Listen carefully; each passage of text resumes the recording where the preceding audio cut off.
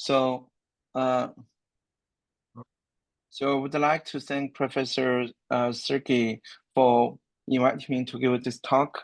So it's my pleasure to give a detailed report for our work here. So this joint work with Matthew Hayden and Jiajun Yang is a former student of me.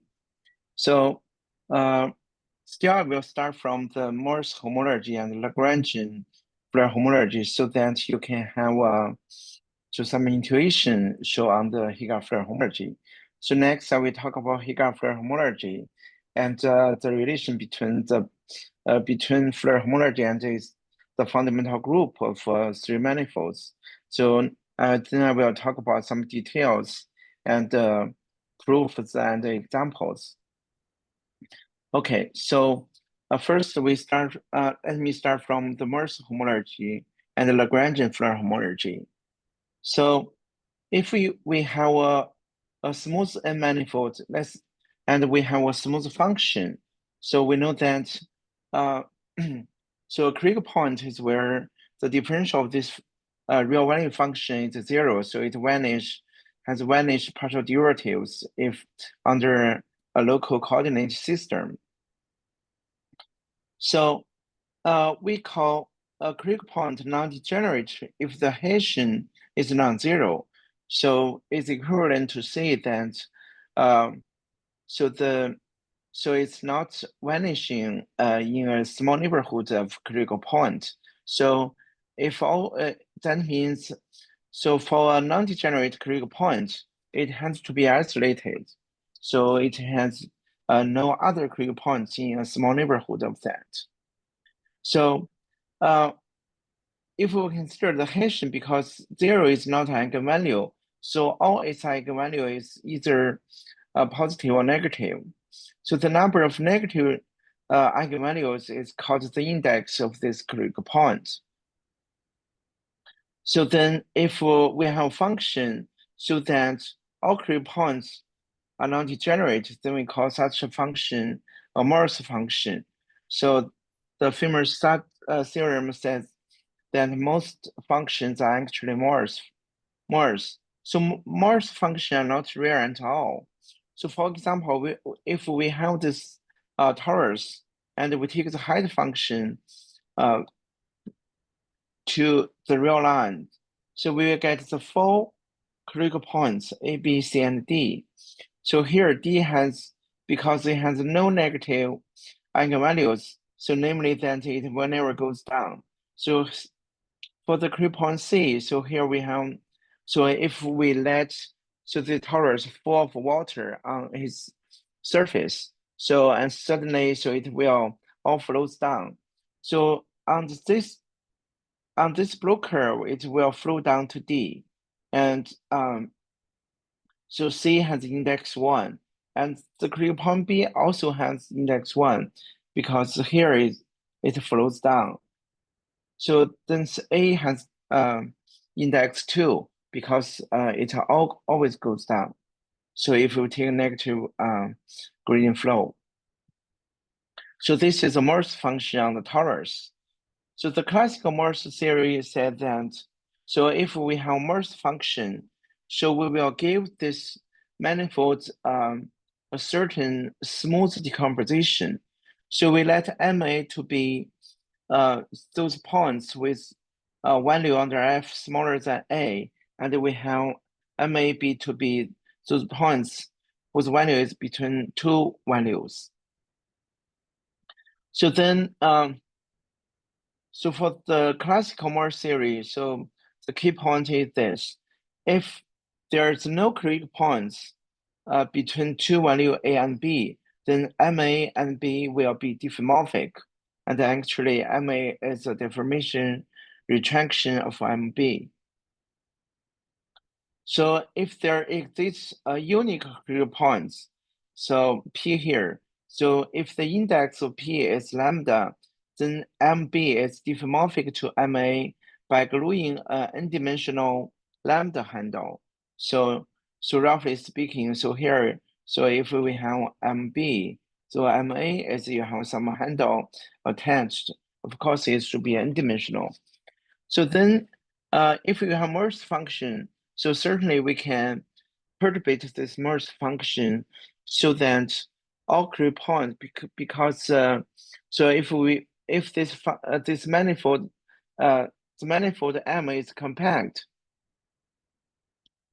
so then because the Curie points are all isolated, so we know that so it only has finitely many Curie points. So we can perturbate the Morse function so that all Curie points have different value, different function value. Then we can, starting from nothing, you add zero handle, then you and one handle, two handles, not necessarily in the same order, but you can arrange that so that you can add one handles first, and then you want and two handles second.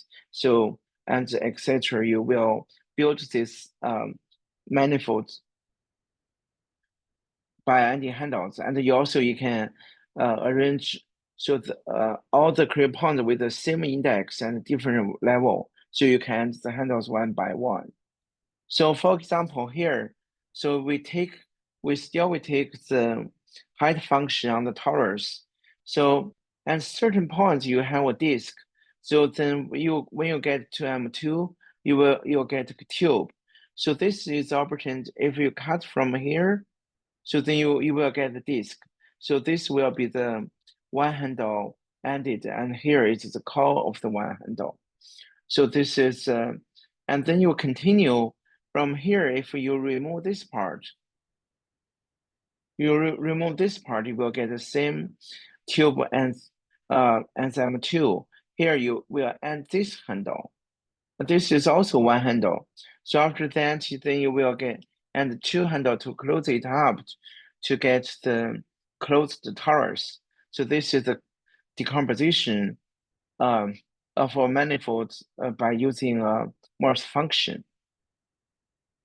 So when Witten learned the Morse theory, so he already learned the flow lines construction from Bott, but he continued to make this actually a homology theory use flow lines. So here we will need Riemannian metric so that we will have the negative gradient flow. So if we have smooth Morse function, so we take the negative gradient vector field of the function. So it's defined to be, so here this Riemannian metric comes in. So if we take the negative gradient vector field is defined as follows. So if so at so at point x, so its derivative of this function and point is equal to, so the negative gradient vector field evaluated at vector v. So here this should be v. So if you have a function in the Euclidean space, so the gradient vector field is just the partial derivative of this function. So we take the negative of that so that everything can flows down.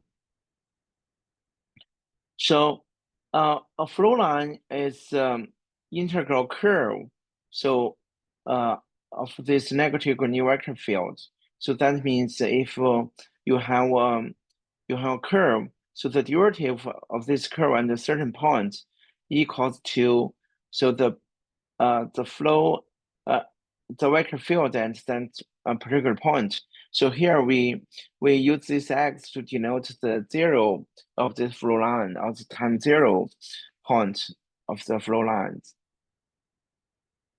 So because this is just ordinary partial derivative, partial equation, so the solution exists for all time.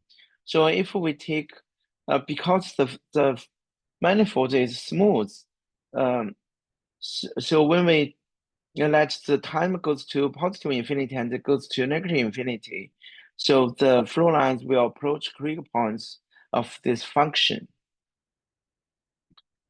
So now if we take critical points, So we define its descending submanifold or ascending submanifold. So for example, here, if this is the torus, and we take this point. So really, so the so the descending submanifold is this part, is where if it goes to back, as time goes to negative infinity, we'll approach these critical points. And the ascending manifold is all points which will flow to this point and time goes to infinity. So this is called the descending submanifold and the ascending submanifold. So Morse function is called Morse-Smith with respect to the remaining metric if for any two critical points. So the ascending manifold of one critical point and the descending manifold of the other critical points are transverse. So namely, they try to avoid the intersection as much as possible. For example, if you look at the height function on the torus, so this is actually not a transverse. The reason because this. So here, so if we take the ascending manifold of C, it's this circle with B removed because any point on this circle except B will eventually float down to C. And so this is the ascending manifold of C. And for B here, so its its descending manifold is a circle with C removed. So now we have, so the ascending manifold of C is a circle without B, and the descending submanifold of B is the circle without C. So their intersection is actually so the two parts. So, but here, so this is actually two one-dimensional submanifolds. So in a two-dimensional manifolds. So if they they have a transverse intersection, it should be just points. So it means that these 2 points has non-transverse intersection for their descending and ascending submanifolds. So this function is not not Morse-Smith. So we can make this torus, you try to twist a little bit. So you just consider, so if you are donuts, you try to twist a little bit, then it will be Morse-Smith. The height function will be Morse-Smith. So from A to C, you can mention this, right, by just twist a little bit. So here you have two flow lines from A to C and two flow lines from A to B. So these are the flow lines from A. So from B here, you have flow lines flows down to D. The reason because so B has index 1 and D has index 0. And also there will be flow lines from C to D. There are two of them. Sorry, We on the present slide, with which curves was the problem? so you the mean present. Here. this here. So this B and C both have index 1, but there is a flow line from B to C, right? So these two are flow lines from B to C. Thank So you. this is the problem. So because in the Morse-Smith setting, so if two critical points have the same index, so we are not expect any flow line from one the other. So here, from B to C, there are no flow line. So there is a curve here. So this is actually not a flow line. So actually a flow line is here in the back. So this will be the flow lines. So it's the same here. So if from A here, it will go to the back and goes to C. So the reason, if you actually look at this part, and together with this part, it will actually look like this. So it goes to B and it goes to here. So then there will be no flow lines from B to C, right? So this is the part. So one part is goes to B, and this part, so this is B, this C, and this is D, and this is A. So this will be the part I draw here. And with this, so this will be flow line, this will be flow line, this flow lines, and also the things in the between, it will directly goes to from A to D. So this is the picture here. So if you have a merge function, so we can build this homology and the following. So the Floer homology is generated by the critical points of a merge smell function, and so it's indexed by the index of the critical points. So the chain complex is the following. So the dimension I chain complex, so it's generated by the index I critical points. So with the integral coefficients, where the differential counts to the flow lines from index I. So here we suppose P have index I. So the index critical point to index -1 critical points, you count this. So you count this. So here we are actually modular the action of R. So the reason is because if you look at the picture here, so this is the flow lines.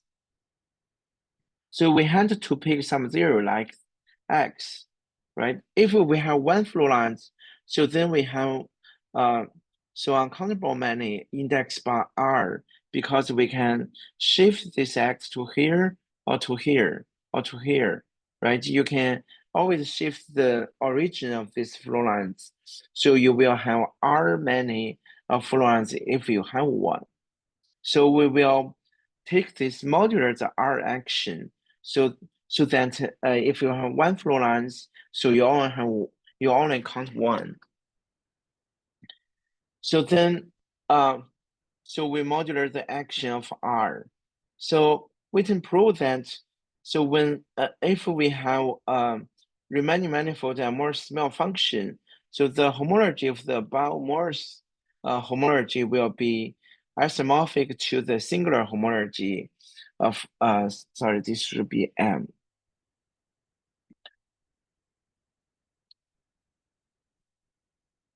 So this should be M. So then so the advantage of this setting is because this, so we no longer need the index of critical points. We just need to know the index or the number or the dimension of flow lines from one critical point to the other, or we call this relative index. That's enough. And also we do not need the dimension of the function of the manifold to be finite.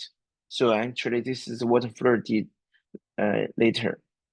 Sorry, what is G? Mm. What is G? What's what?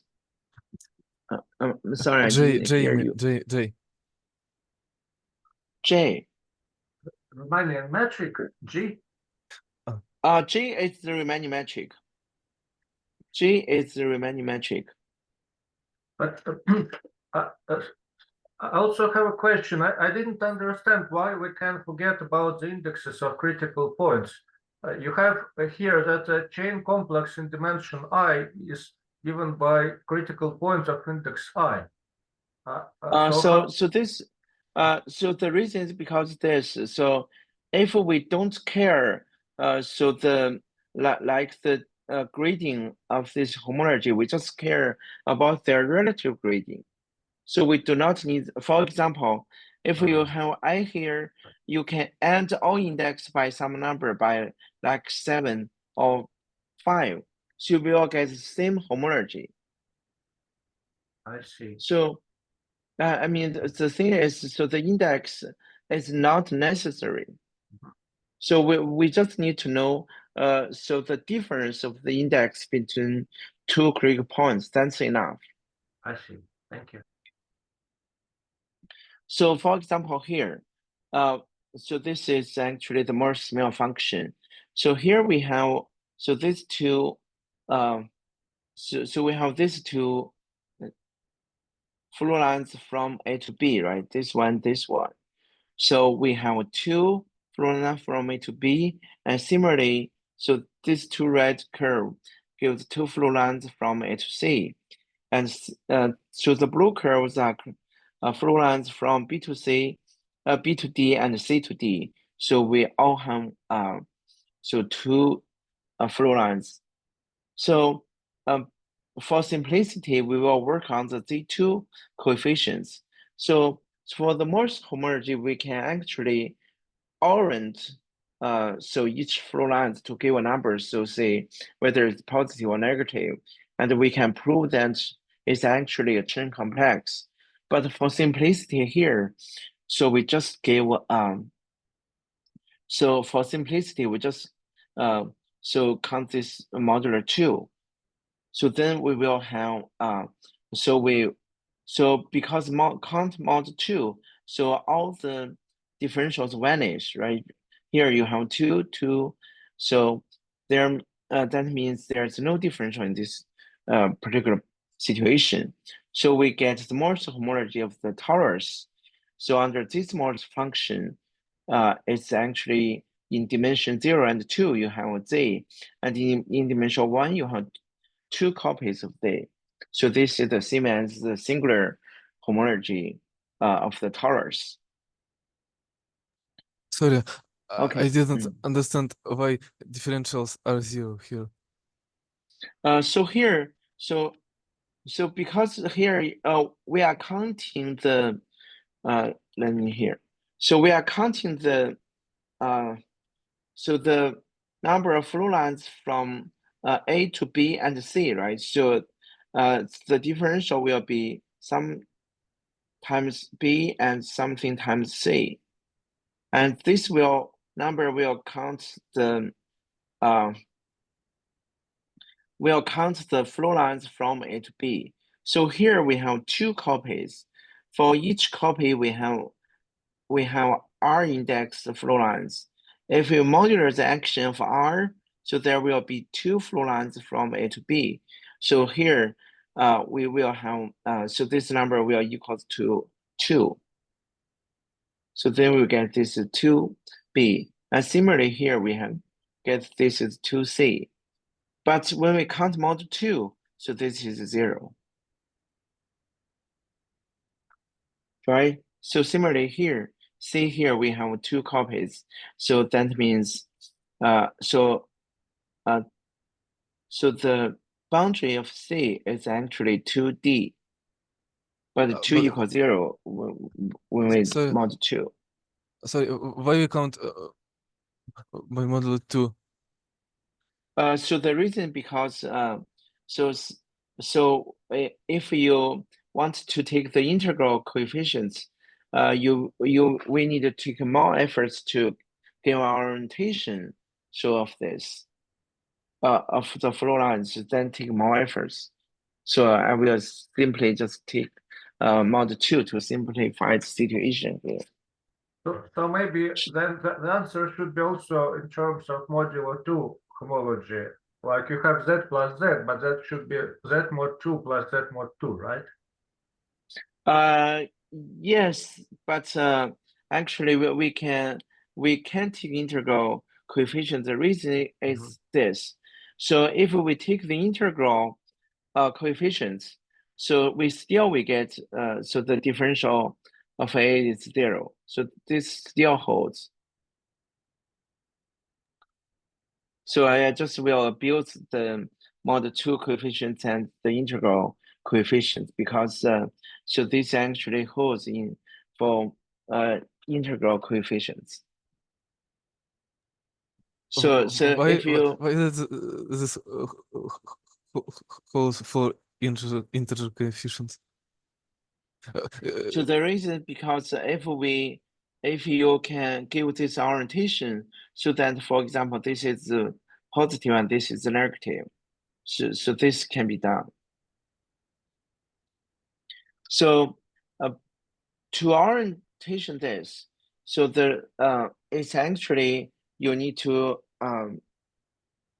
you need to so let's say, so we need to give all critical points a compatible orientation. So sometimes we call it orientation system. So for compatible with this so with this Morse malfunction, so you under that orientation, so we can prove that so this is a positive, this is negative or something. But I mean, this orientation is not orientation of flow of F. so what I mean is we can give an orientation of these flow lines. So we can by choosing so there is by taking an orientation of this critical points and also orientation for the whole manifold. So there's a way to give each flow line's orientation. And under that orientation system, so for example, so this flow line and these flow lines actually will have different orientation. Thank you. So yeah, but for simplicity, we can suppose all coefficients today are just state 2. But I just want to say it's okay to take integral coefficients. So now we look at the so for Floer homology, we need to take a pseudo holomorphic curves. So here, so we know that by the remaining mapping theorem, so the interior of this curve and so of the disk, and this is actually we can consider this as +1 or we 1 0 times r. So the interior of this part and the interior of this part so are conformal, and we can also and the conformal and the points approach this x, it will approach the positive infinity here, and the points approach y, we get the negative infinity here. So here we get there's a unique conformal map between them. So I mean this just conformally equivalent. So now so for this we will see there's a flow lines from x to y. The reason because we take this part. So we take this part. This is from x to y. So this is the red curve. So and here this is also red curve. So this red curve and blue curve actually it will be 2 Lagrangian submanifolds of symplectic manifolds. So we just we take the orientation from 1 Lagrangian. So if we take this, so we will see this is a flow line from y to x. So actually, if you reverse, so the arrow of all flow lines, so it will eventually go the same homology, just up to like some mirror. So here we will have pseudo holomorphic curve of dimension 2. So here we have this. So this is actually a Lagrangian manifold in the plane, and this line gives another one. So we look at this inside. So we can like cut this x a little bit to here. So then we see that so this part. So the disk with the blue curve we removed. So the interior of this also there is a unique conformal map from from this part to the disk here. And so that X and Y are still X, one mapped to this X, sorry. And the other part went to this part. So the reason, because here, if we can think this as and this part, because we are just take the interior of that, right? So this looks like this. So this, of course, these 2 points are just copies of X, right? But we can consider this as a holomorphic disk from X to X, because this is one Lagrangian. So this is one Lagrangian, and this is another Lagrangian, because we are taking the red Lagrangian. So this is from this point to this point. But here, the cut, we can cut at different lengths. We can cut like this, and we can like this. So this provides another dimension. As I said, because if you have one conformal map, so then you will have R many, right? There is, because, so if you have map, conformal map from here to here, so then you can post-composing, so a translation along this along the vertical direction, so either up or down, right? You will have another R many. So if you have one conformal map, you have R many. But if you measure the R action, so there is only one between them. So now here, so with different cut, so this will provide another dimension. So we see this is a 2-dimension index, so 2-dimension holomorphic disk. So in other words, we will say this, so from X to X, so their index will differ by 2. Of course, this is the same points, right? But anyway, so this will be holomorphic disk of dimension 2. So of course, you're not necessarily just cut from in this direction. You can also cut from this direction, right? But now so the holomorphic curve will be from Y to Y instead of from X to X. But anyway, so this holomorphic disk will be 2-dimensional. Okay, so now here we come to the Lagrange intersection Floer homology. So suppose we have a symplectic manifold, and we have 2 Lagrangian submanifolds. So then we will have something like a Merce function. So we take so I will draw a picture here. So suppose this is one Lagrangian, and this part is another Lagrangian. So for example, this is L1, this is L2. So we will consider the path space from I use 0 and 1.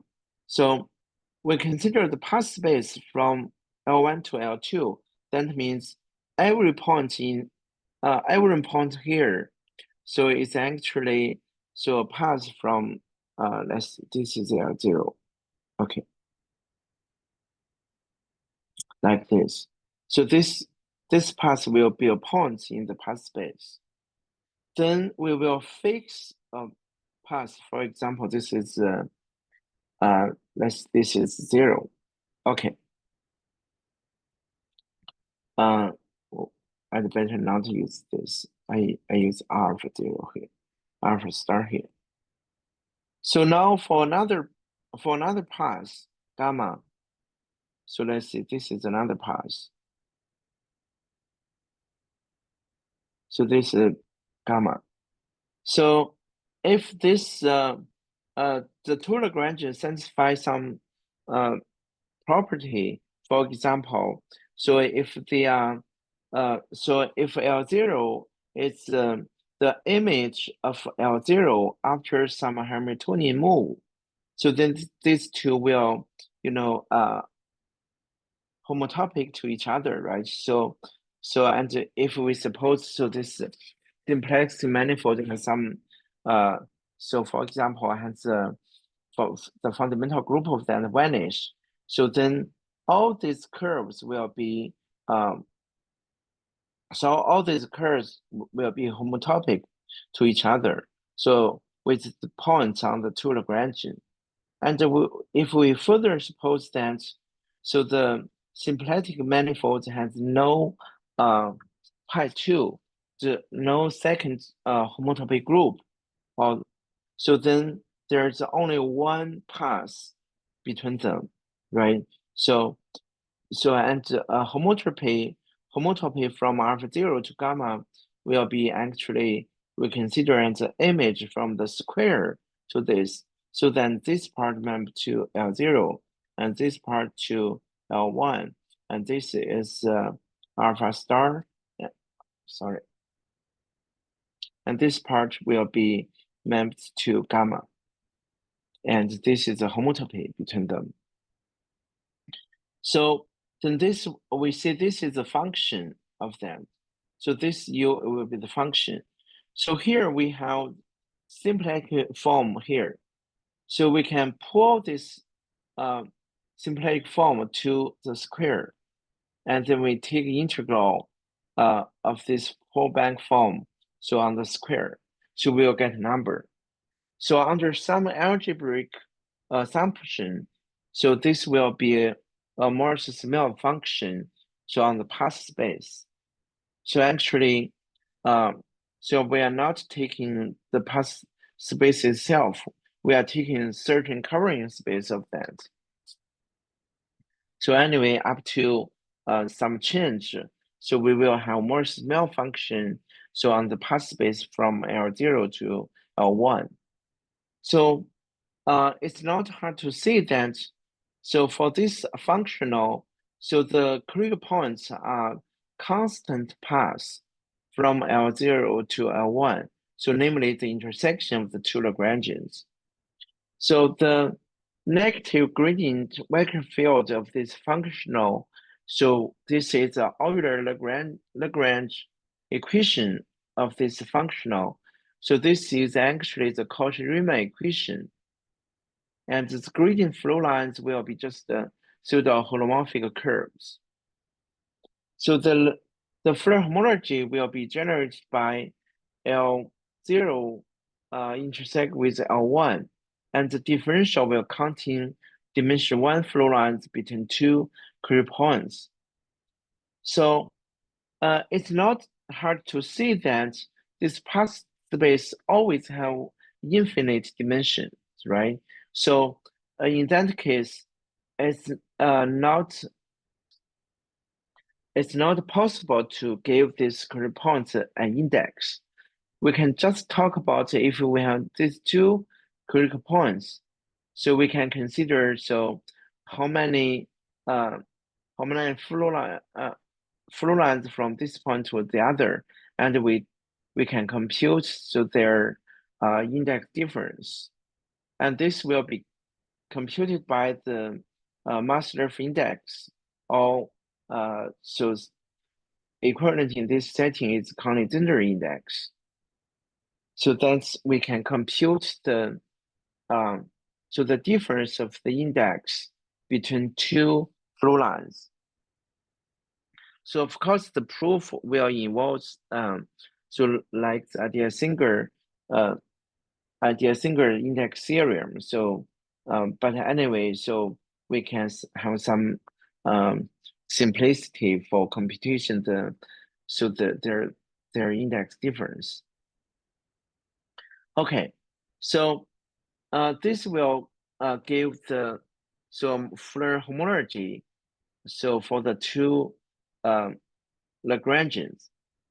So actually, so this so if this Lagrangian, so this is the will be invariant for the two Lagrangians.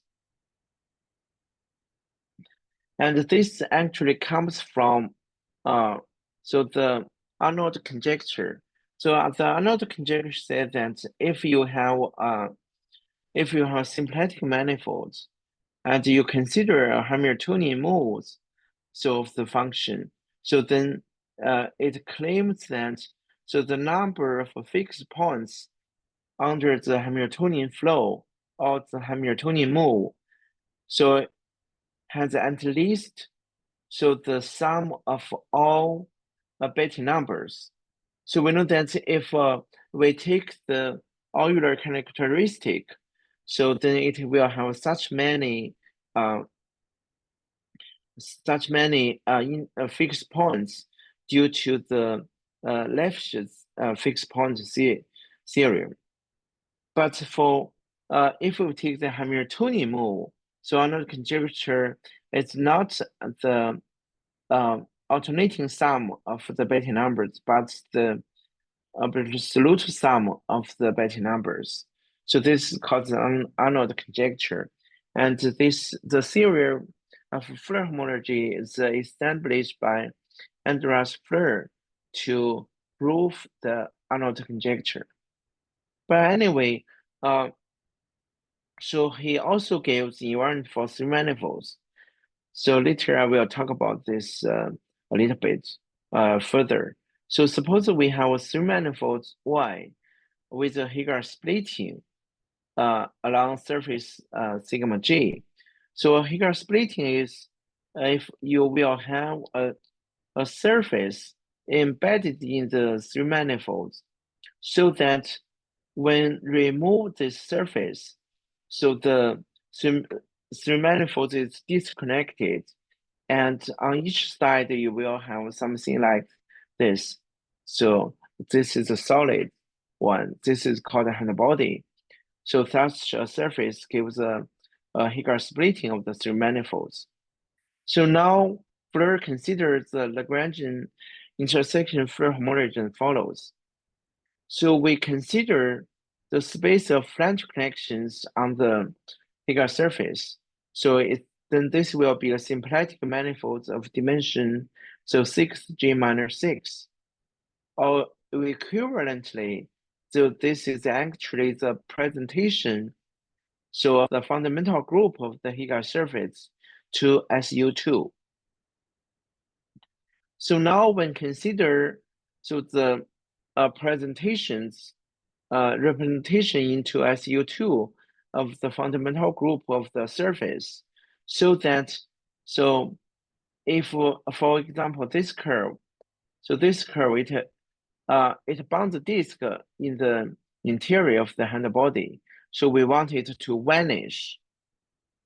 So then this gives us a subvariety of the representation of the fundamental group into SU2. And this is actually a Lagrangian submanifold. So remember here we have two hand bodies. So we'll consider, so those representations are equivalent to the flange connections extends over these two hand bodies. So it gives two Lagrangian submanifolds. Could you clarify from this example what is a symplectic structure and how it relates with Y? You have three-dimensional manifold with Heegaard splitting, but you define for the Lagrangian submanifold some Morse index. Yeah. Could you explain? And the space of connection is just a or what? I will write here. So here, so this will be so this is the space, the whole space, right? So so this will be actually symplectic manifolds. So here you have two subvarieties, so which is the pi one so into the two hand bodies. So let's say Y minus the sigma G equals H1 union S2 along the sigma. So this is H1. So H1 to SU2. So because, so this is a quotient of, so this is a quotient of this, right? So if a representation here, so for all curves which are essential on the surface, but it bound disk in H1. So this is equivalent to such curves is mapped to the identity here in SU2, right? So this is a subvariety of this. So then we have another subvariety here. H2 to SU2. So the intersection of this, so here we take the intersection. Let's see, here, the intersection here, this will be pi1y to SU2. Actually, the intersection of these two variety will be here, right? From the fundamental group of Y to SU2. So this is Lagrangian, and this is a Lagrangian submanifold. So I will not go to more details of this because this is actually so one Floer homology defined by Heegaard Floer. So anyway, with this picture, so we will have a Lagrangian intersection Floer homology for the three manifolds. So it can be proved that this is invariant for the three manifolds. So this is related to the Heegaard Floer homology show for three manifolds. So therefore I talk this in particular. Okay. So for example here, so we consider, so these two Lagrangian on the plane. So the plane is a symplectic manifold, right? So so ignoring some like compact, non-compact stuff, so we can consider, so this red curve, so and the blue curve are two Lagrangians of the plane. So here, this goes to infinity. So here we have three intersection points, A, B, and C. So this part will give the holomorphic disk from A to B. And this part will give you flow lines from C to B either. So we have A to B and C to B. Here we have two differentials. So now we have so the differential of A and C both goes to B. So the homology is just C, right? So we take the amount two coefficients. So and the homology is either given by either A plus C or A minus C, or so they are equivalent in the if we take about two coefficients. So what does this mean? This means that we can take Hamiltonian move of this L1. For example, so let's see, suppose this goes to infinity. So this might be a Hamiltonian move of this L1 for some Hamiltonian. After move to this picture, so there's only one intersection between L1 with L0, right? So this means that, so this part, we can like move this blue curve to this. But of course, so because we are taking a Hamiltonian move, so we have to have some compensation for the two sides of this, right? So therefore we want to do this because it's just like an area preserving for the two sides. So we can remove either B and C, or we can remove A and B in similar way, but there's always one intersection point between them. So really, so the homology of this is actually gives you an obstruction to take these two Lagrangians apart using Hamiltonian moves. And this is the same as where Floer proved the Arnold conjecture. So in his setting, so we have a symplectic manifold. And this is not the so that the Floer homology of this M. So maybe we use a different, like, okay. So if this is a symplectic, we let M to be X times X. So now we have this diagonal here. This diagonal, if we take Hamiltonian move here, so because Hamiltonian move is has to be homomorphism, right? So a move of this X, Hamiltonian move will give us a picture here. So like this is F. This is the Hamiltonian move. So the graph of this F. So if this is a good Hamiltonian move, then the graph and diagonal will intersect transversely, and the intersection points will be the fixed points of this function. So now, if we suppose, so then this is actually Hamiltonian move and the intersect transversely. So then we take the homology of these two Lagrangian, so diagonal and gamma of this function.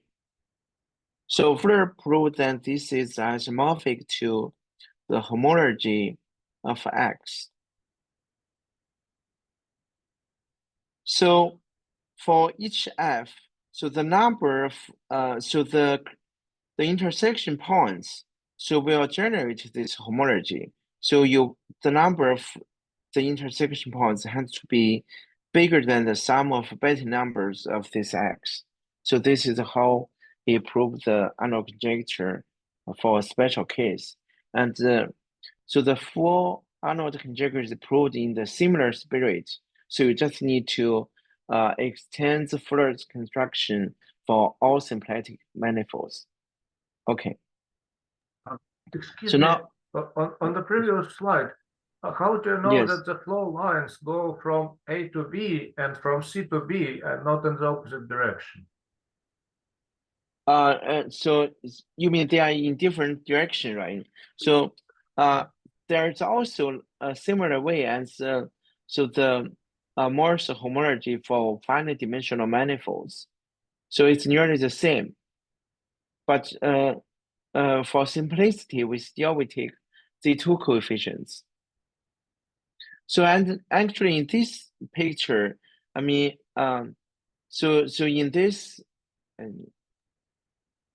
So in this picture, it doesn't matter whether it's plus or minus. So the reason is this. So if the boundary of that is B and boundary C is, let's say, minus B, so then we have boundary A plus C equals 0. So this will be generate homology, right? So if here, so this also plus B, it doesn't matter, we can see that A minus C equals 0. So this will generate the homology. Okay. So anyway, the homology. Sorry. So what I meant to ask is, so you have the differential of A equals B, but why not the differential of B equals A? Oh, okay. So as I said, so we always take one Lagrangian and the points. So here this is the disk, right? Because so here if on the L1 it goes to A to B. So if you want if you insist, we can switch the order of that, right? Now it will be so from B to A. So then the chain complex will be here to like C here, right? So now the homology is this. So it's generated by so this like and this level, so it's C2. This will sorry, this square. And the image of that is either a plus C or a minus C. So this is right. So then this mod that is still homomorphic to Z. So is it because of the orientation of this disk, this symplectic disk? Yes. Actually, for example, we just take the positive direction for the disk curve for the disk here, right? So you still there are two conventions. So you can consider this from A to B here, or you can consider from B to A. But it's you have to take one Lagrangian as the convention. So either from one point to another one, so on L1 or on L2. Because if you take this, so on the boundary, you have the orientation, induced orientation like this, right? Okay. But still, so there's one convention from A to B and another convention from B to A. You have to take a one Lagrangian as the orientation reference. Okay. So now we look at close oriented. Okay. So now we suppose we have a closed oriented three manifolds. So we suppose it's compact. So then there will be a surface we divide into 200 bodies. We call this Heegaard splitting. For example, here we have a torus, so which so separates the three sphere into two solid torus. The inside one is a solid torus, and the outside here, so this will give us another handbody. So we will call this a genus 1 Heegaard splitting of S3. So this Heegaard splitting can be characterized by, or it's determined by, so the Heegaard surface, and also two set of curves on this. So for example, here the blue curve. So this will bound the disk outside the torus. And this curve B here, so this will bound the disk inside the solid torus. So from these two curves and the surface, we can rebuild S3 from the two set of curves by just glue a disk along this curve A here and glue another disk along this B here. So then outside you will have S2, and the inside you also have S2. So then you glue three balls, you will get three manifolds. This will be the same as the original one. So here, so this we have a surface and two set of curves here. So in the next picture here, so we'll have genus 2 here splitting of S3. So you consider this as this R2 together with the infinity, you consider this as S2 here. So now you take 4 punctures. So you glue these 2 punctures, or equivalently, you glue a tube to connect these 2 punctures. And here you also have another one. So then you will get genus 2 surface. So by gluing these 2 together, so the red curve here, so will be, because these 2 points will be glued together. So you have alpha curve, right? So so then this will be one alpha curve. So here, so this will be another alpha curve. And here you will have these 2 blue curves. So it's not hard to see that if you glue this together, so then these blue curves will bound the disk inside. Will bound the disk, right, inside. And this alpha curve, so after some like density on the surface, so then it will bound disk like this, right? Because we are close this together, and this part will bound disk. So this will give genus 2 here splitting of S3. So actually, so what you do is you can do like this, right? So this will have only one intersection points. So, and you can also do a handle slide of this blue curve. So over this blue curve to get something like this. Actually, it will be like this, right? So what you get is you will have, so this blue curve along here just have one intersection points, and you can isotop this curve. So then has just one intersection points with this red curve. So this gives a genus 2 Heegaard splitting of S3. So now the Heegaard Floer homology, so it's introduced by Oswald and Zabel. So where then they studied several Witten modular space. So modular space on the manifold so that the metric degenerates along the surface.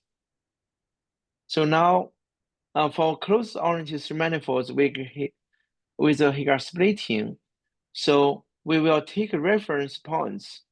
So outside the two curves. So the symmetric product of this sigma with this W removed, so this will be symplectic.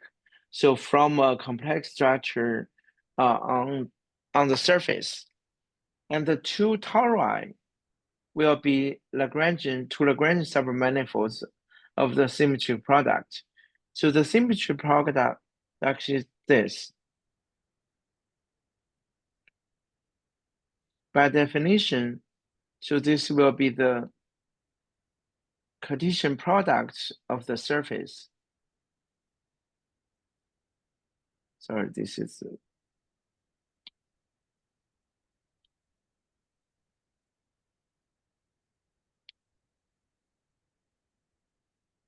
here you will have G copies. So namely that you have G ordered tuple of points, so on the surface. So now you take the quotient of this by the symmetric group. So this will call the symmetric product. So each point here, so it's actually G points on the surface.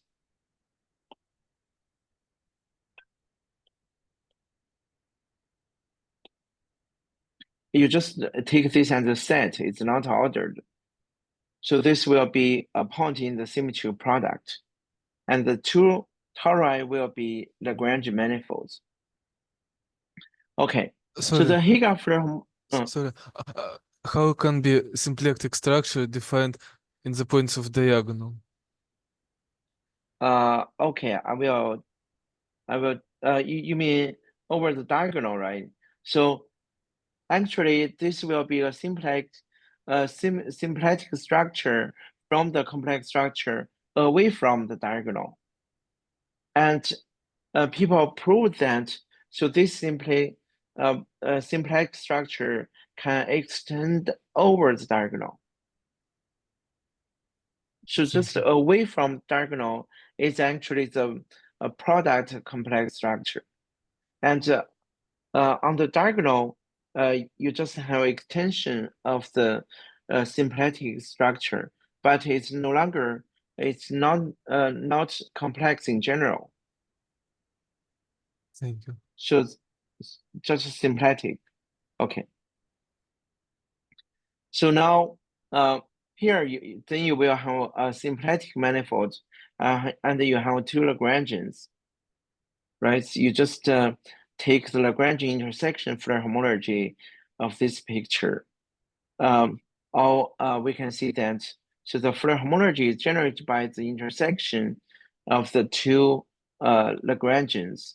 So currently, could you clarify what are the role of the referent point? Because in the definition of H, we have this we have Yes. to pick out this point from Yes. the only point or some product of this point with what we have to can you clarify where the market point in this construction?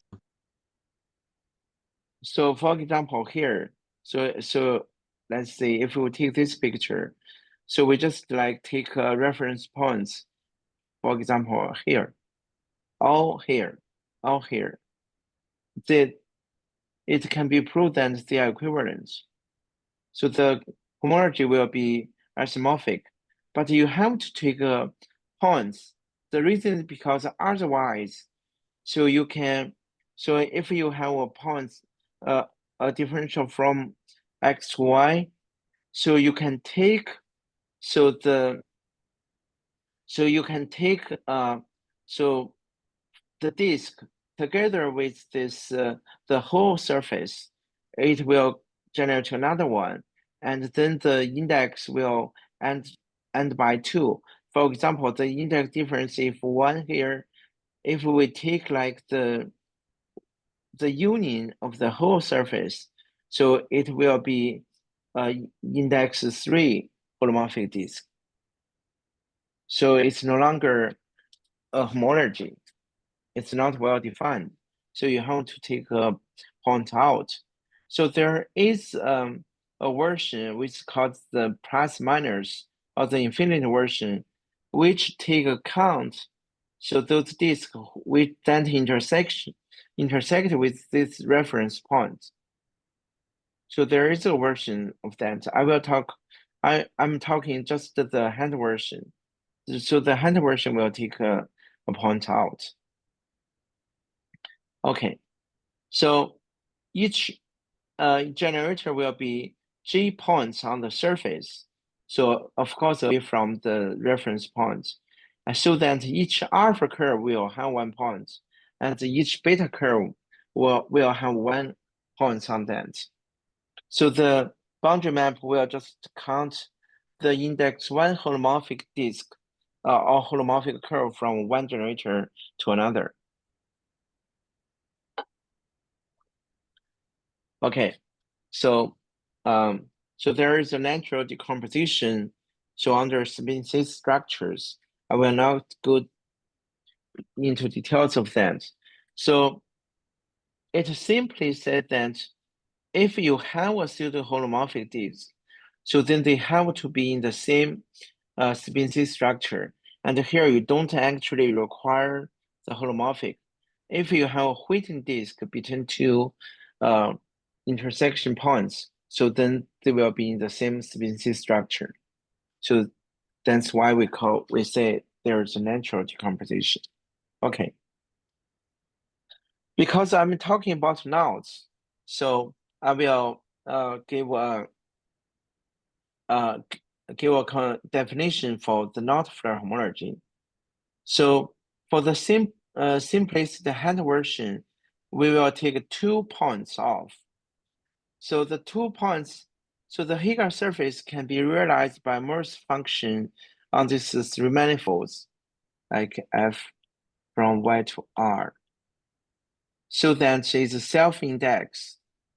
That means so the self-indexed. That means so the index 1 critical points all have value 1, and the index 2 critical points all have value 2. Then the Heegaard surface will be a copy of this and the 1.5. So now we take the flow lines so of this Morse function. So for example, we suppose here this is the index 3 current points, and then for the inside you have points. So this is the index 0, and this is the index 3. So from this point, there will be a flow line from here to here, from here to here, and from here to here, here to here. So of course I draw this so actually abstractly. So then the union of these two flow lines, this should be the knot chi. So this is what we call compatible.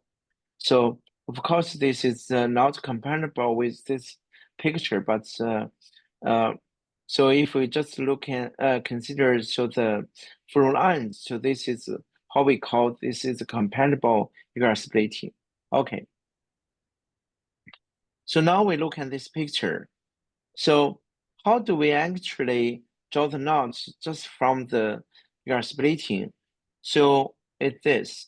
So we connect these 2 points in the complement of blue curves. So we get this picture, the solid curve. So it's disjoint from the blue curve and connect these 2 reference points. So the dashed curve, so it's actually very simple, just on the surface, connects 2 points away from the red curve. So now what we do is, so we push this curve so a little bit inside the torus. So then this will be this crossing, right? So here you will have this, and here, so this crossing is look like this. Okay, so then this will give us the knot. So this is how we get a compatible Heegaard splitting for a knot. So Excuse for me, simplicity, do you still want this green curve, this knot, to be the union of some flow lines? yes, And it is always possible to achieve this. yeah, there's always a way to do that. Okay, thank you.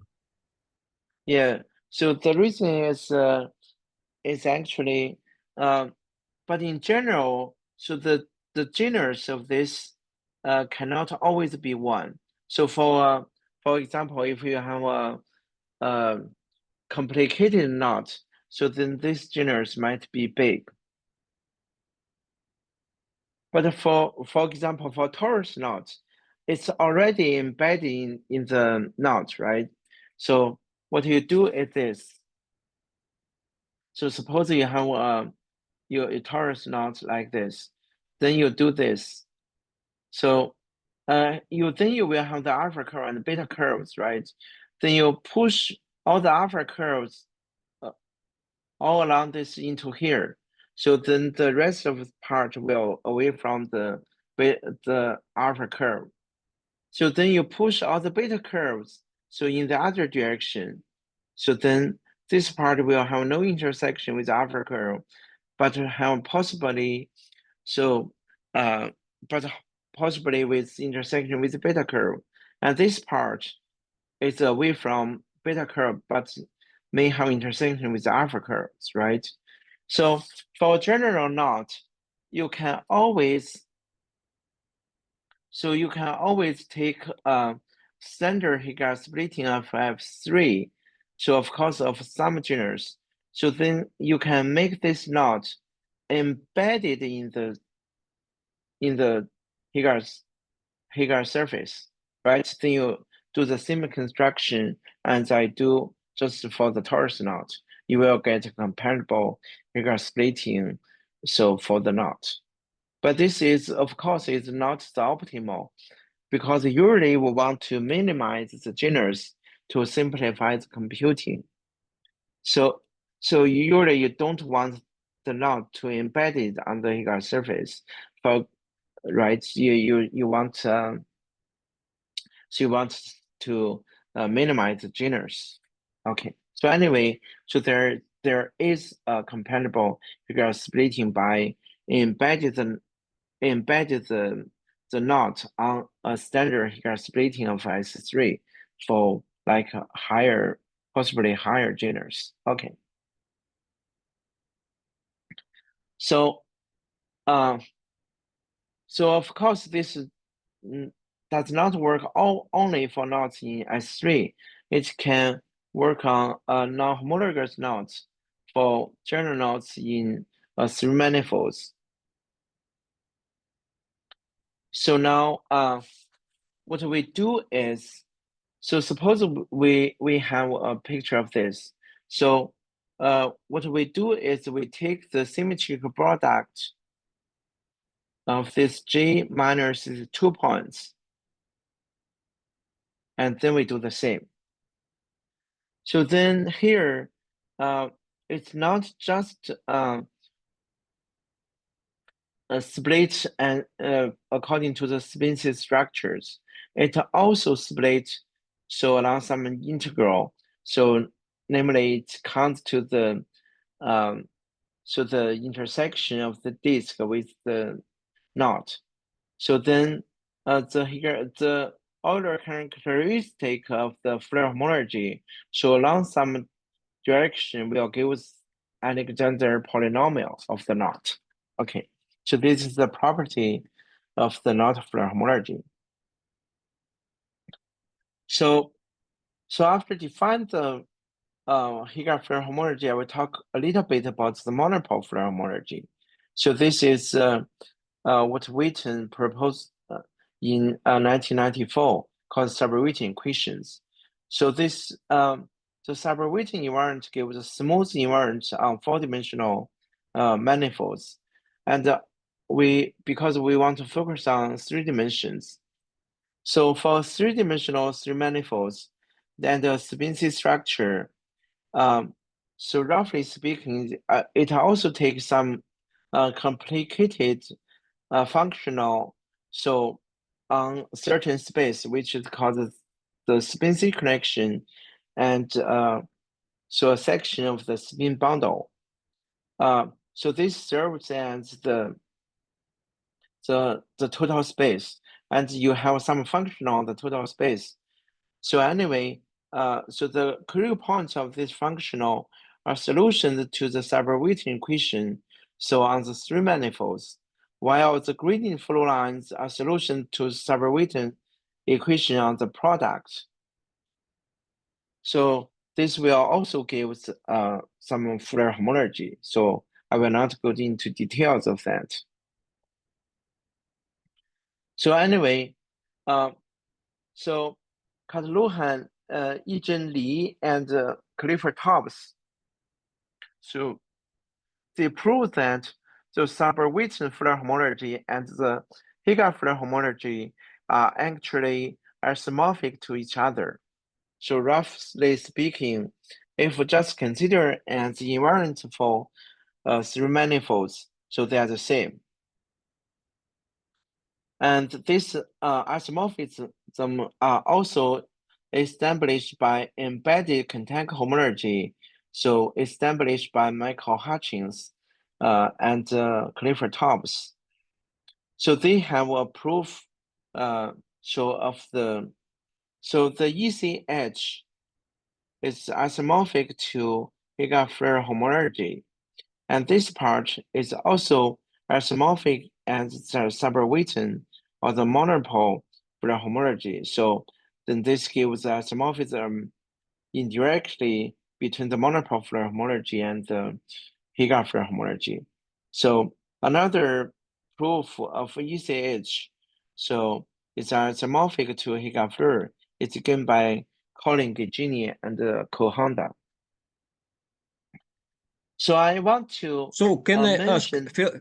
ask philosophically, you take a Sure. knot in 3-dimensional manifold, and a Witten Yes. equation relates with complement of this knot, some connection, it's the complement, and this connection organized like equation, and we can take the Seiberg-Witten invariant, and this is invariant of the knot, yes?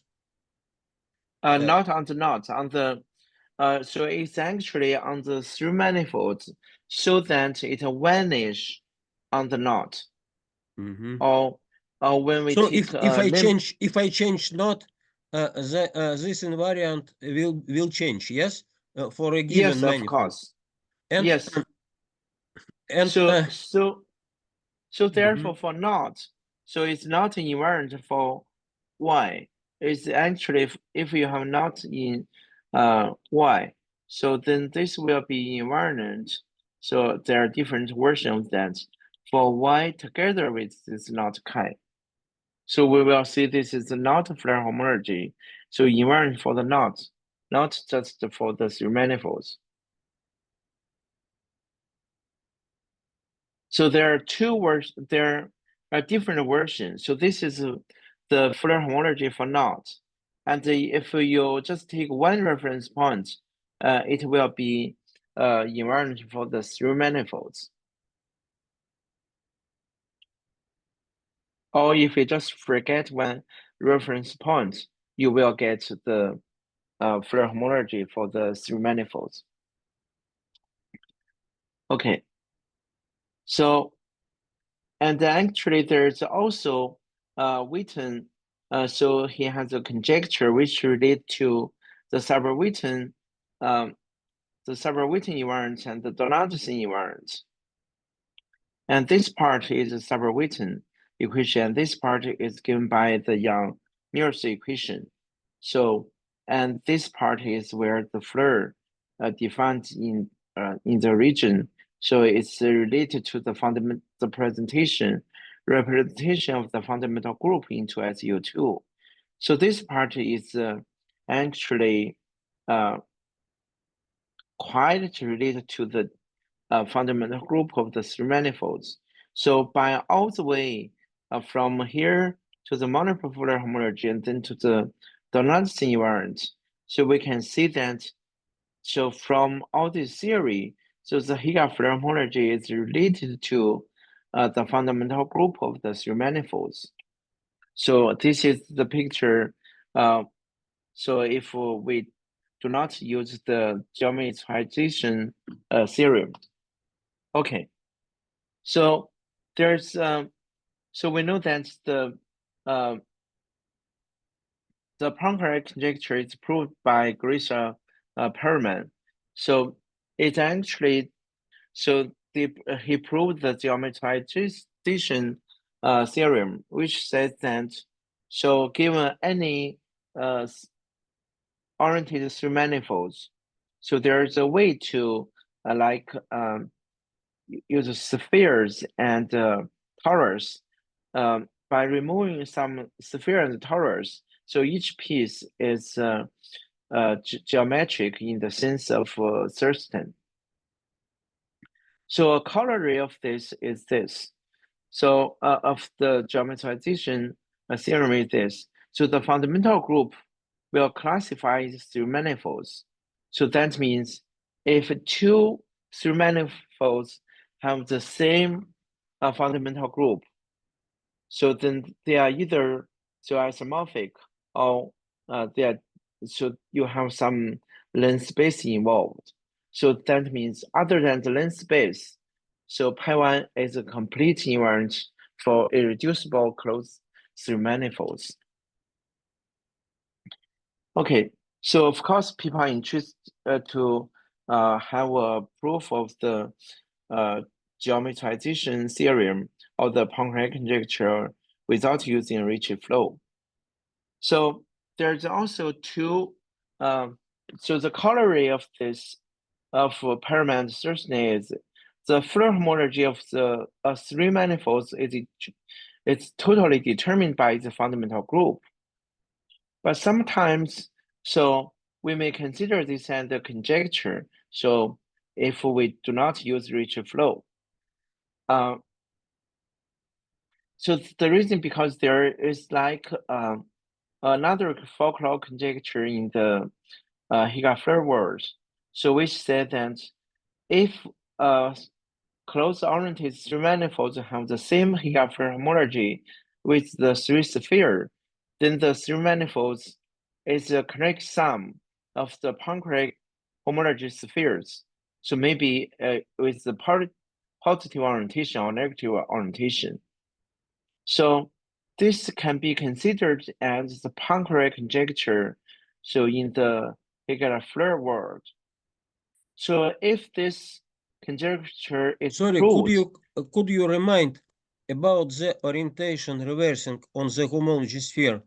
So if from what stuff we can prove that this homology sphere is infinite element of infinite order. Why if we change the orientation on the homology sphere, we have the manifold of the different, because in PL case this is the same, or just for smooth case we have different.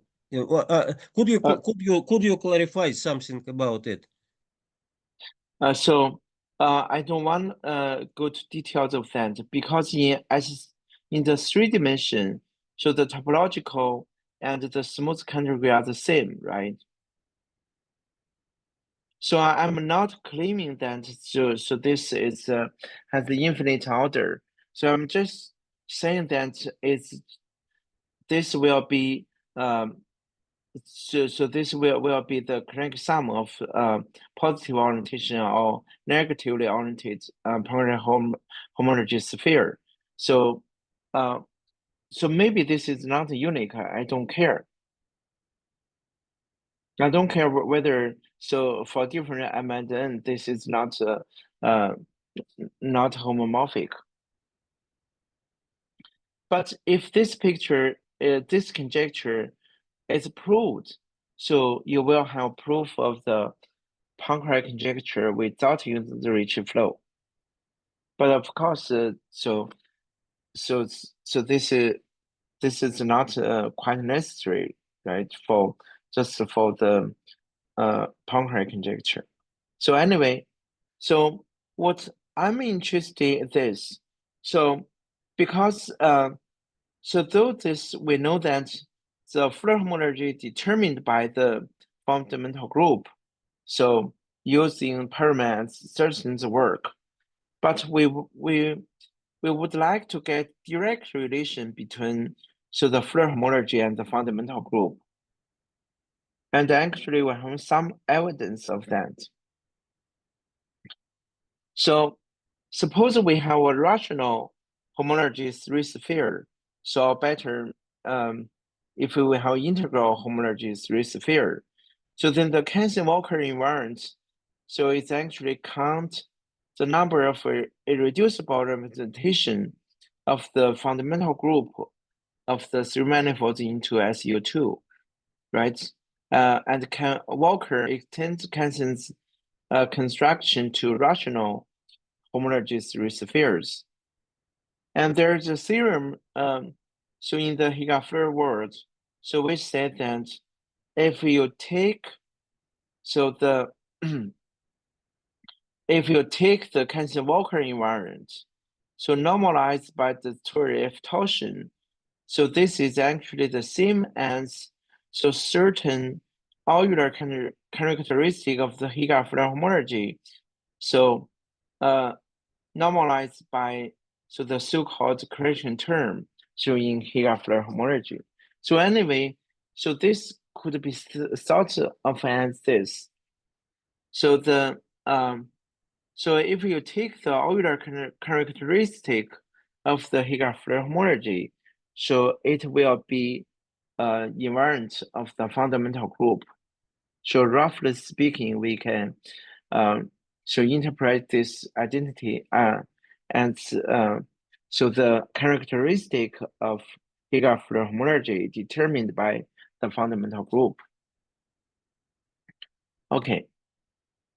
So but we would like to have a direct relation between the fundamental group and the Heegaard Floer homology.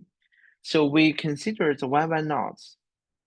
So the 1-1 knots are exactly those knots which can be placed in a one-bridge position.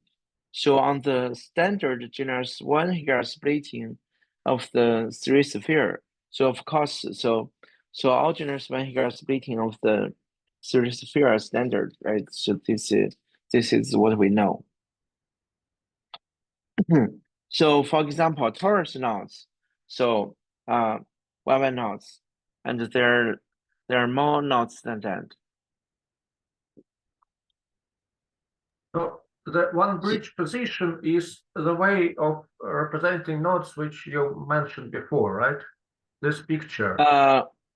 Yes. But I Okay. just so give example. So for the torus knots, so of course there are more knots than them. For example, the figure 8 knot is Y1 knot, and I think there are just a few knots. So in the knot table, like up to 9 crossing, which are not Y1 knots. So the fundamental group of Y1 knots has a presentation with 2 generators and 1 relator. So this is easy to get. And Goda, Matsuda, and Mori-Fuji, they prove that so Y1 knots are exactly those knots which can be presented by genus 1 doubly pointed Heegaard diagram. So which means you have a genus 1 Heegaard diagram and 2 points on that, so that the 2 flow lines through these 2 points gives the knot. So these are the Y1 knots. And they further prove that so the knot Floer homology can be computed combinatorially. So which means that for Y1 knots, so it does not depend on the complex structure so on the Heegaard surface. So in general, for example, so for the genus 2 Heegaard splitting, I just gave so in previous page. So the chain complex depends on the complex structure on the genus 2 surface. So if you change the complex structure, so the chain complex of the Heegaard Floer homology will change. Of course, so their homology will be isomorphic. So our theorem is this. So suppose we have a Y1 knot in S3, and if you have a 2 generator, 1 relator presentation of its fundamental group like this, you have 2 generator X and Y, and you have 1 relator. So the assumption is that so this presentation comes from a genus 1 doubly point Heegaard splitting. So we will call this geometric. So then there exists an algorithm so to compute the Floer homology just from the relator. So of course we will have some simple assumption. Okay, so this algorithm relies on the fact the presentation comes from a genus 1 Heegaard diagram. So namely, it has to be a geometric, but we do not have algebraic characterization for a presentation to be geometric. So the algorithm actually can apply to a slight general group presentation of Y1 knots. It does not always compute the knot Floer homology, but it always computes the Alexander polynomial. So that means our algorithm always computes the Alexander polynomial. So in some cases, so for presentation which not geometric, it computes so the knot Floer homology, and sometimes so it does not. And it would be interesting to generalize to Heegaard diagrams of higher genus and remove this presentation, this requirement for it to be geometric. So I think so it's better to say that replace by algebraic conditions on this relator. So that will be better because so in that case we can say it's totally determined by the fundamental group. Okay. And also this algorithm so does not actually require the group to be the fundamental group of Y1 knot. So sometimes just for 2 generator, 1 relator group, it will compute some homology, but we don't know what that it means. For example, so here we have a presentation. So xy, x squared, y. So this bar means inverse, x inverse, y inverse. So this is pseudo-geometric. That means so the algorithm works, for example, but this is not a group. So we can prove this is not a group for not complement. Sorry, By applying, which means pseudo-geometry. we will see that later. So this means, so a presentation so that our algorithm work. Give some presentation, give some homology.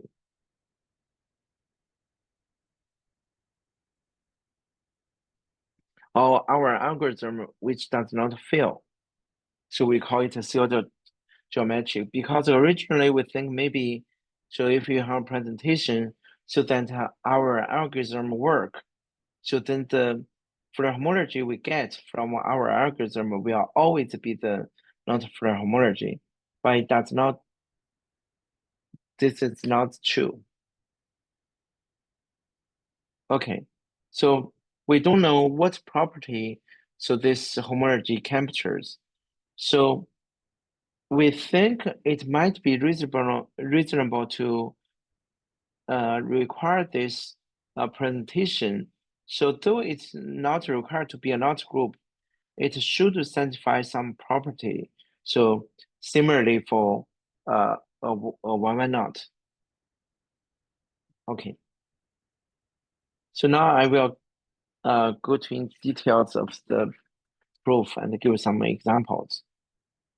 Okay, we will give some simple assumption so on the presentation. So the first is that so we require the two curves alpha and beta curves so that the algebraic intersection number is +1. So we orient these two curves. So this is what we requires. So of course, because this is a knot in S3, so their intersection either is +1 or -1. We just take we want it to be a +1. So this is equivalent to say that so the number of x in the relator minus the number of x inverse in the relator is 1.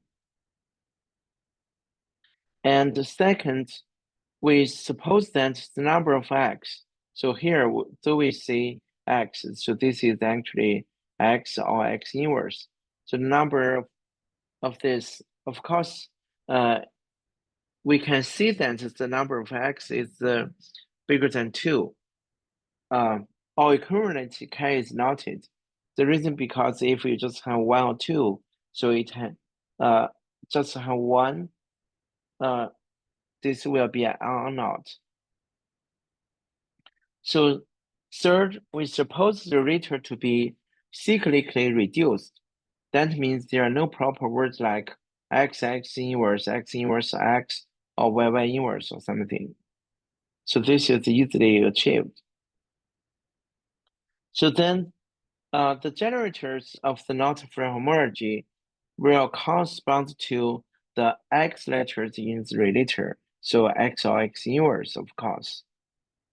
So now the differentials are determined by bigons in its universal cover, so the hyperbolic plane.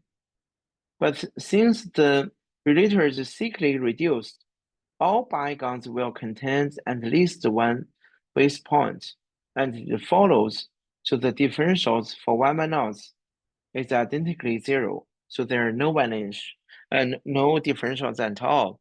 So the chain complex, if we, so the relator is cyclically reduced, so then this is the homology. Of course, what we do is we need to determine so the grading of the homology. So that's what we do.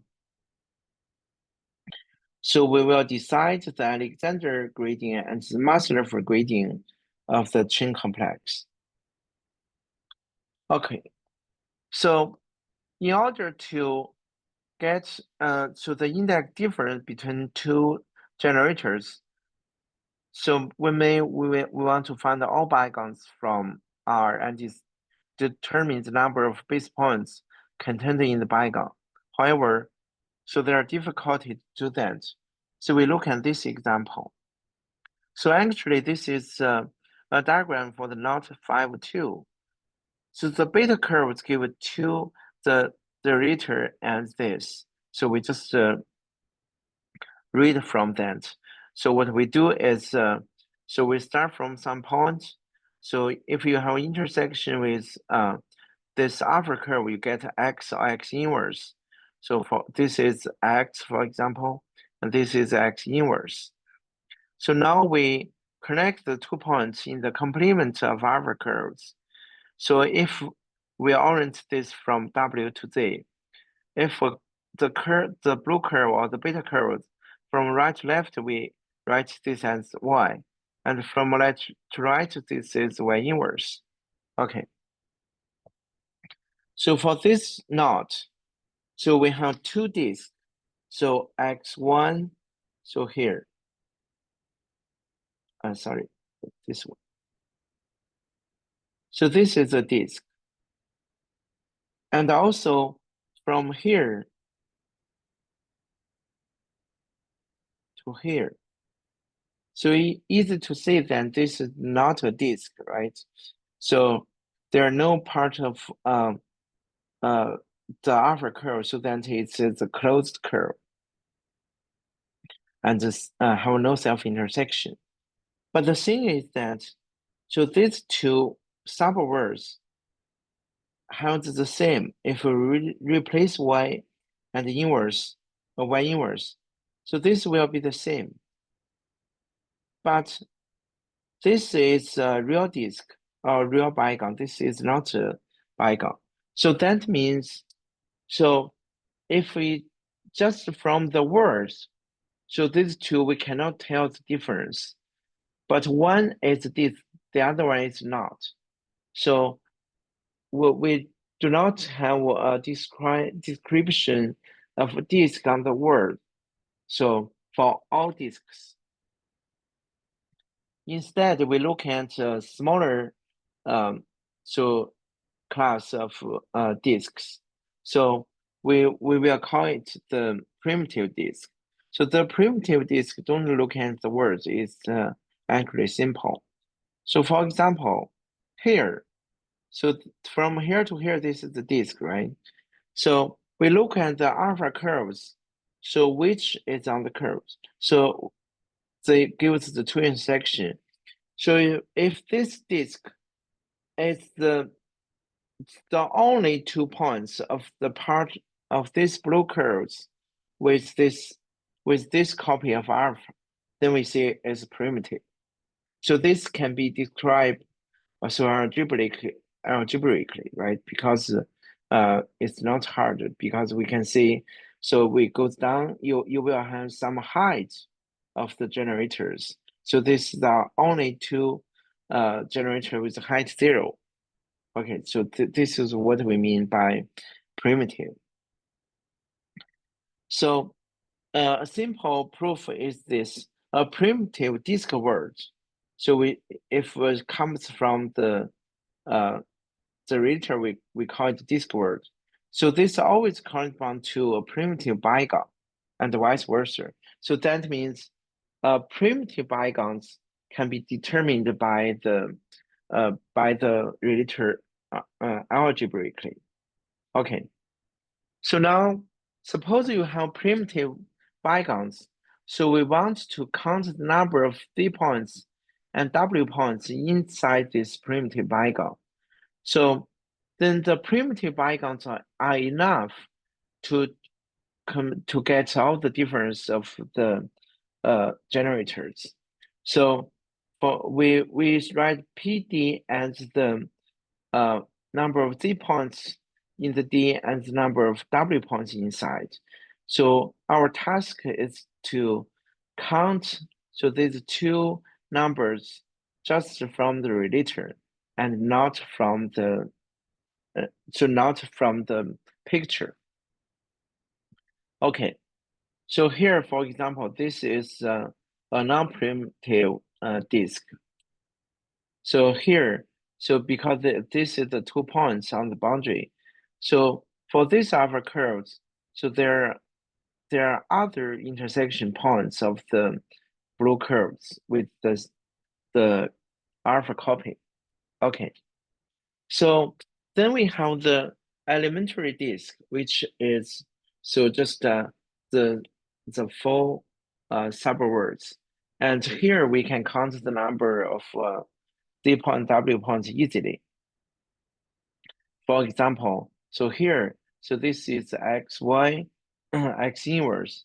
So we call it negative disk. So this is because, so if we look at the, if we look at disk with the parent orientation, so here, so it's on the left. So if on the right, we call it positive, for example. Here, so this is the positive disk. And the number of D points and W points inside such elementary disks are easily. So here you have so 0, -1. So here, so this minus counts the whether disk is negative or positive. Okay.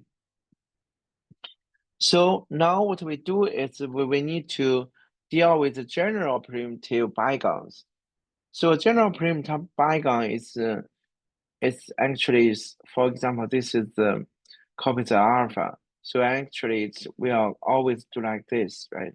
So there will always be a square region or rectangle region like this. Of course, this part, so you can go back, something like this, but still we have this part, right? So our strategy is this. So because we have this rectangle region, I will draw so complicated one. So we can count this, so the number of Z points and W points inside here. And then we divide this into more primitive disks.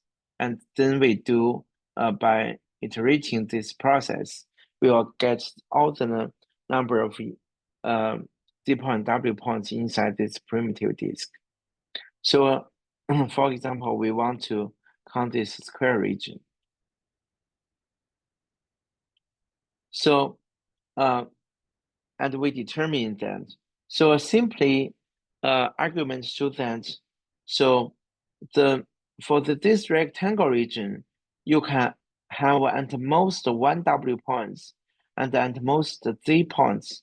So in this rectangular region, and so this what we do like this. So the maximum is 1. So the reason is this: if you have this W point twice, so we can translate the disk to a disk like this. Then by simple argument, so you will see that this part eventually it will go like this, right? So then these 2 copies of the blue curve or the beta curve will intersect. This cannot happen. So this is just a simple argument. Now we need to know, so if the 2 subarcs, namely this part and this part, so it only have 1 x and this x. Inside it can only intersect with this curve to get so x, y, x inverse, or maybe there are many times, right?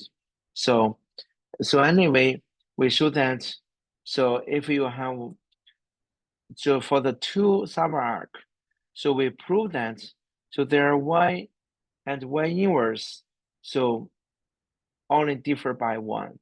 So if differ by 1, then we have the 2 cases, we can compute the number of, so D points and W points inside are determined by the following. And So it's evident so that if L and L prime are the same, so then so the number of W points and D points inside the square region is the same. Okay, so now if they are the same, so we show that if this one is a prime disk words, then this equals 0. So we just need to determine, so by removing this square region, so whether it's a primitive disk or not. So if this contains of two prime bygons of height 1, so which means that this part is not a prime disk. So then we show that this is 1, 1. If the first last so have the same orientation, so otherwise it has 0. And then so of course all these lemmas requires details and so very subtle arguments. So now we take the sum so of this square region and the prime disk, and then we will use the induction to compute the number of Z points and W points inside so this primitive disk. Okay, so all this can be done algebraically. Okay, so roughly speaking, so this is the main part of our algorithm. So up to here, so this is the main part of the algorithm. So for this to be more precise, we will have something further requirement. So then if you have 2 points, namely 2 generators, and connected by a primitive disk, so then the Alexander gradient will be just so the number of Z points inside the disk minus W points inside, and the relative mass level gradient will be determined by this formula. So here we need to know whether it's positive or negative. Okay. So we have further requirements. So which is we require this to have absolute Alexander gradient. This is obtained by require this. So if you have I and minus I, you should have the same number of generators which have so the Alexander gradient equals to I and minus I. So the reason because so the Alexander polynomial is symmetric. So here we want to have the same property. And to obtain the absolute gradient, so what we do is we forget one base point and to find the unique intersection points, which gives the generator for the Floer homology of S3. And this process can be also done. So for simplicity, I will skip that, this part a little bit. So anyway, so this just gives a further conditions on the relator. Okay. So if it passes this part, so this is the second part of the algorithm. So this gives a further condition on the relator. So if it passes, so all the algorithms through, so we see that this presentation is pseudo geometric. Okay, so let's look at an example. So here we have the knot 10,161. So this will be the relator of the fundamental group. So now, so there is the primitive disk here from X5 to X8. So X5 to X8. So this part. So this is the disk we are interested in. So it contains one prime disk of height 1 in this part. This is also primitive disk. So then we get this is PS So this will be the number of points in D1, and we get this is 0, 2. So of course, this is not obtained by observation, but by our algorithm. So, and then we get x2 should have mass level index 0. So by this, we get the absolute Alexander and the mass level grading. So for all the generators, and then we have the Poincare polynomial for the Heegaard Floer homology, or the knot Floer homology of the knot 10161. Okay. So here, this is another example. So this part is where previously we tried many methods to do the same work, but we failed. So this shadowed region is the interested disk. For this part, so if we just try to shrink the disk, algebraically, you might get rid of 15 and 16 to move it like this, right? Then you get the number of points. But the reason is that the reason this. So sometimes you will get part which not disk. For example, if we shrink 21 to 22 first, you will get a curve which is not embedded. Okay. So anyway, our algorithm can work on this example and compute the knot Floer homology. Okay, so this is another example. So these are examples which are geometric presentations. So then here, so we have a pseudo geometric presentation of this knot. So this is actually the same knot, right? So this presentation is not geometric, but it will pass through all our algorithm. But this does not compute the knot Floer homology, because this is so this is a pseudo geometric presentation which does not compute the knot Floer homology. And because this is not knot Floer homology, so this also proves that so this presentation is not a geometric one. But we find a non-geometric presentation. So this is actually so a presentation of the torus knot 2,7. So this presentation is not geometric by some arguments, but this one can compute the knot Floer homology. So previously, we asked whether so a pseudo geometric presentation will always compute the knot Floer homology.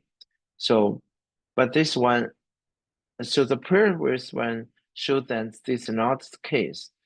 But here, so this means that a non-geometric presentation can sometimes compute the knot Floer homology correctly. Okay, so there are some further problems people can think about. For example, is there any algebraic condition for presentation to compute the knot Floer homology? And of course, you can ask, so whether we can prove the equivalence. So I think maybe this part is not the hard part. This part should be hard. So namely that, so whether we can give some correct algebraic condition for a knot to compute the, to replace the geometric condition. So of course, we can work on modular knots, for example, alternating knots. So the reason is because for alternating knots, so the knot Floer homology is also totally determined by the Alexander polynomial, namely that there is also no non-trivial differentials. And so of course, so the most interesting case are closed ring manifolds. So we don't know whether there is a way to compute that from in the same spirit from the fundamental group. There is a possible way is from nice diagrams, but we simply cannot work it out. Okay, so I think I will stop here. So Thank any you very much. questions? Yeah.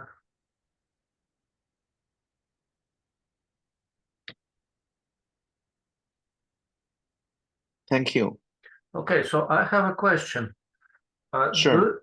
Do I correctly understand your approach? That so you're given a presentation which comes from a Heegaard diagram of Heegaard node diagram. of a special kind. Yes. Then from this presentation, you know some information. You don't know everything about the diagram, but you know something about the diagram. And using this knowledge, you try to just write down the chain complex for the node Floer homology. Is this correct? Yes. Uh-huh. Yes, that's right. I see. I see. And at some point you mentioned that in your situation, the differentials are zero. Does it mean all differentials are zero? Yes, in this case, so for one nodes and for alternating nodes, so all differentials are zero. So you actually don't compute the differentials, and this is one reason why it is easier in your case. Right? You are right. I see. Right. But actually, I don't think the differential is so it's a big problem. So the reason is because so you want to control so the Heegaard diagram from its presentation. So in some way, so if you you can fix the, for example, if you have a presentation, so suppose you know what the Heegaard diagram looks like just from the presentation. So not you keep trying. You just locally you can determine the Heegaard diagram. Then you can get everything. So really, this so this is how to locally, which means from a part of the relator to somehow determine some part of the Heegaard diagram correctly. So this is difficult. I see. Thank you.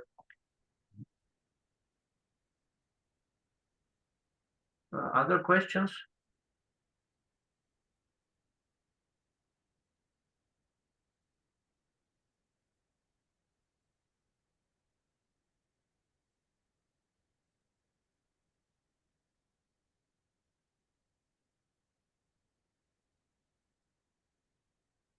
Okay, so no other questions.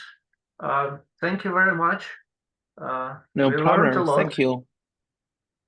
Thank you. Thank you. So sorry that it's postponed. Now it's it must be very late in Beijing. Sorry about that. It's okay. It's okay. I'm glad to give a talk. Thank you very much. Okay. All right, so let's finish. But I have a question to I think to Misha about the next seminar. So what Okay. about the time we meet next time? Okay, so I will leave. Yeah, I leave yes. here. Thank you Okay. very much. Goodbye. So see you guys. Bye bye.